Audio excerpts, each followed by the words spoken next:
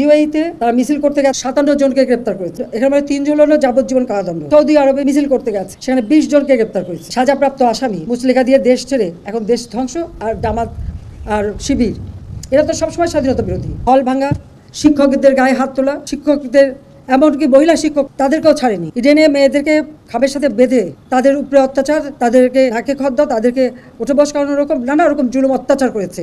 কি অপরাধ কি ছাত্রলীগ করে সেই জন্য তাদের সার্টিফিকেট সব আমি যখন বলছি আমি তাদের বলে দিচ্ছি তোমার সব বেরিয়ে আসো, ক্লাসে যাবে না। তাদের কান্ডাক্ট আমাদের সার্টিফিকেট সব আমরা এগুলো সব পাওয়া যাবে, কিন্তু আমি চাই না তোমরা সংঘাতে জড়াও আমাদের।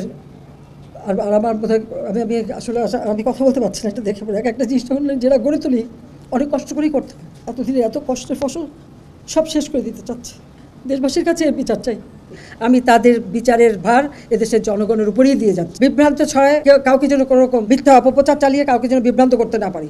যারা এসবের সাথে জড়িত সারা বাংলাদেশের আনাচে গানাচে যে যেখানে আছে তাদের খুঁজে বের করুন এবং তাদের শাস্তির ব্যবস্থা করার জন্য সহযোগিতা করুন। দুঃখের বিষয় হলো লন্ডন থেকে নির্দেশ যায় যেখানে যেখানে বাঙালি আছে সেখানে সেখানে আন্দোলন করতে হবে।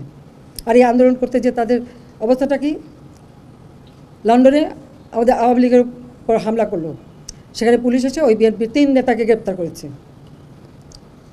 ইউএইতে মানে সেখানে তারা মিছিল করতে গেছে, 57 জনকে গ্রেপ্তার করেছে।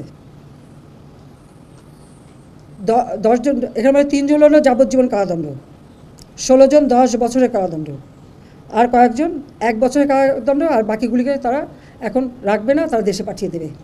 সেখানে তারা আমাকে গালি দিচ্ছে, দেশের বিরুদ্ধে তারা স্লোগান মিছিল। ওই দেশে আইন আছে, কেউ মিছিল করতে পারে না, কিন্তু তাদেরকে উস্কে দেওয়া হয়েছিল লন্ডন থেকেই যে মিছিল করতে হবে।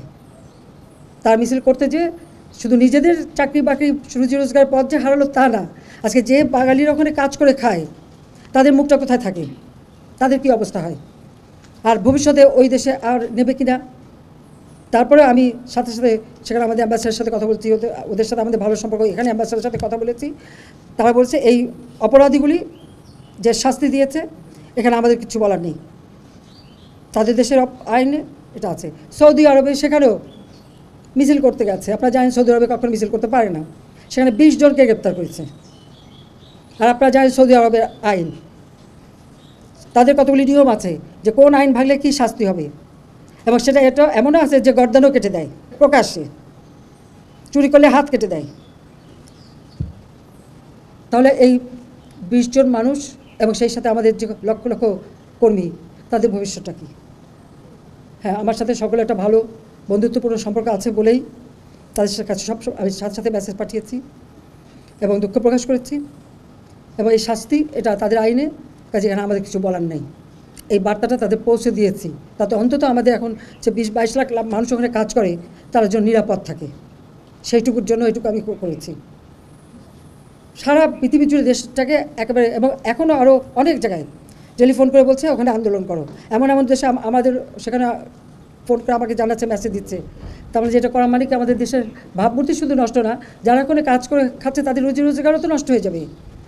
এখন এটা কিসের জন্য এই ধরনের আচরণ করা হচ্ছে, এটাই আমার প্রশ্ন।